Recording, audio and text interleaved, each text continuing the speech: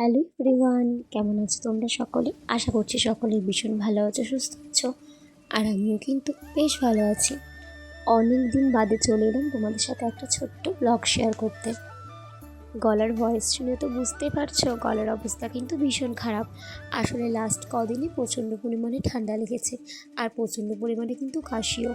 যেহেতু ওয়েদারটা চেঞ্জ হচ্ছে, দিনের বেলা কিন্তু বেশ গরম লাগে আর রাতের বেলা কিন্তু ঠান্ডা ঠান্ডা লাগে।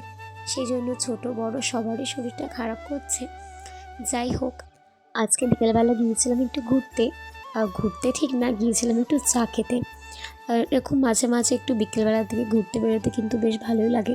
আমরা বিকেলে এসেছিলাম, আর এখন দেখো সন্ধ্যা হয়ে গিয়েছে।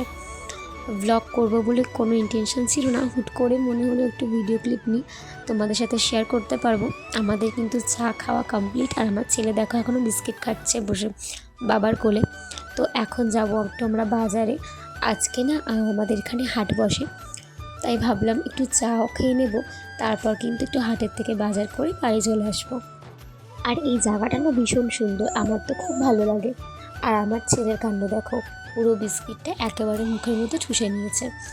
তো আমার না সত্যি জায়গাটা ভীষণ ভালো লাগে, আমাদের বাড়ির একদম কাছাকাছি।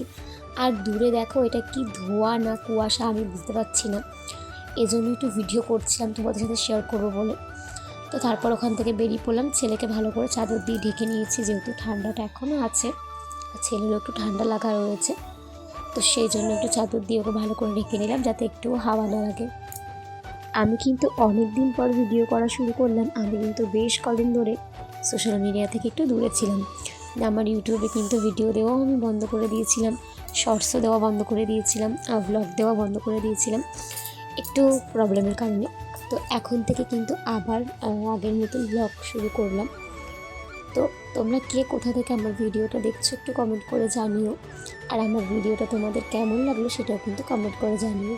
তো বাজারে এসে দেখো, আগে আমাদের এখানে একটা শিব মন্দির আছে, সেখানে কিন্তু নাম কীর্তন হচ্ছে। সেখানেই ছেলেকে নিয়ে গিয়ে একটু প্রণাম করে নিলাম, আর তারপর কিন্তু বাজারও করে নিয়েছিলাম, যেটার ভিডিওটা আর করতে পারিনি। এরপর এদিকে তো ছেলে একটা জুতো দেখে ভীষণ পছন্দ হয়ে গিয়েছে, সেটা ওকে কিনে দিলাম। আর আমার জন্য একটা জুতো পছন্দ হয়েছিল, কিন্তু ব্যাড লাক, জুতোটা কিন্তু আমার সাইজের ছিল না, আর ওটা এক পিসই ছিল, ওর থেকে একটু স্মল সাইজ ছিল না। তো যেই কারণে নিলাম না। তারপর এখানে পেঁয়াজ কেনাটা বাকি ছিল, সেই জন্য এখানে পেঁয়াজ রসুন কিনে নিলাম। আর তারপর বাজারের থেকে বেরিয়ে এসে দেখি এখানে একটা সেল চলছে, যে 6 প্যাকেট সার্ফ আর 8টা সাবান মিলিয়ে, বাসন মাজার সাবান মিলিয়ে 50 টাকা। তো সবাই নিচ্ছে দেখে আমিও নিয়ে নিলাম। আর এদিকে আমার ছেলে তো নতুন জুতো পরে ভীষণ খুশি। তো আজকের ভিডিওটা এইটুকুই। ভিডিওটা কেমন লাগলো অবশ্যই কমেন্ট করে জানিও। ভালো লাগলে আমার চ্যানেলটাকে সাবস্ক্রাইব করে দিও। টাটা।